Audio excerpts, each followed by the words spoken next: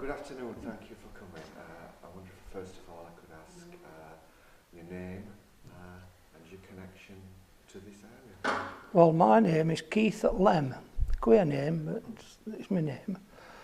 And I'm a trustee of this chapel, and I came in 1980. And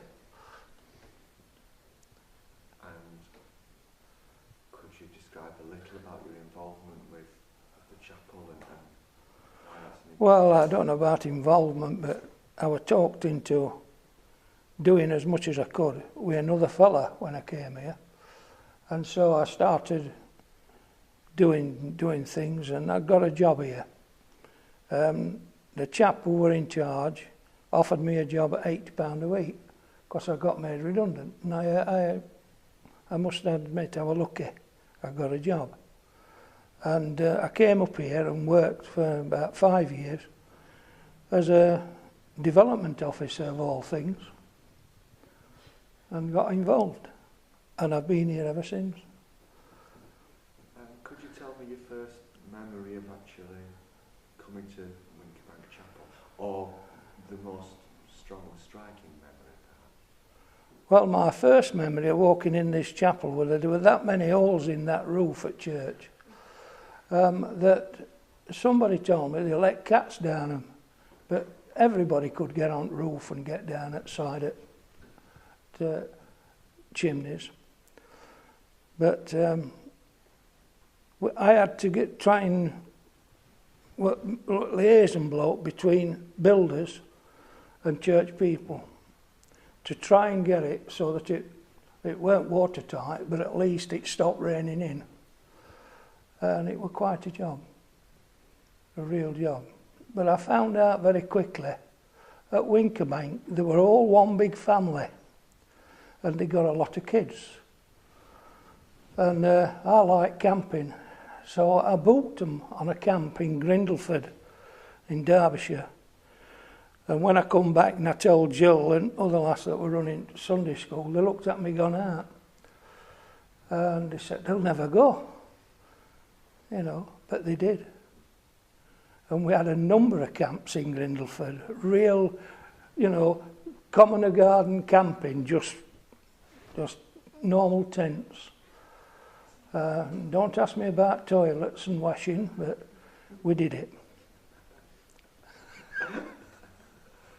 So, what's been, you talk about that journey of time and effort and liaison. What's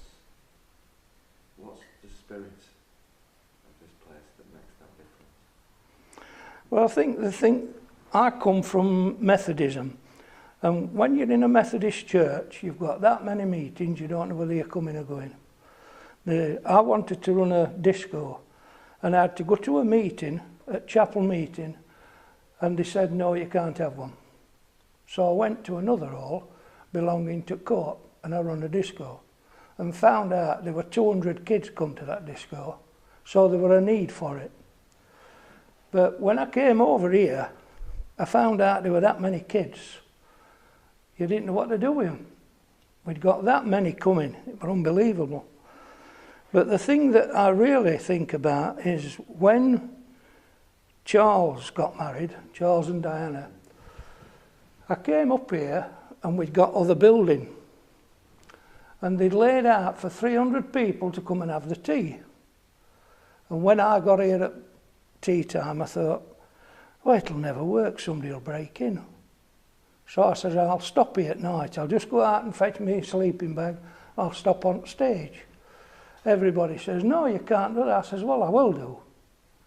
A fella that were in charge at newsagents, but he'd got 2 big dogs, and he says, if you have trouble, come and knock and I'll let dogs go. And I sat there and I was nearly falling asleep. And about 1:30, 1:45 at morning, somebody tried to get in the window. And I thought, what shall I do? And they'd got a big dummy that they used to use for different things, you know, a dressmaker's dummy. And I just put a sheet over it and put it up at window. And straight away they said, bloody hell, we've got ghosts. And they went. And I thought, at disco, I'll just sit on step and see if I can get to know who they are. And these lads come to disco and they said, don't go in there, they've got ghosts. You see? And I knew straight away who they were. Yeah. Well, thank you very much, Keith.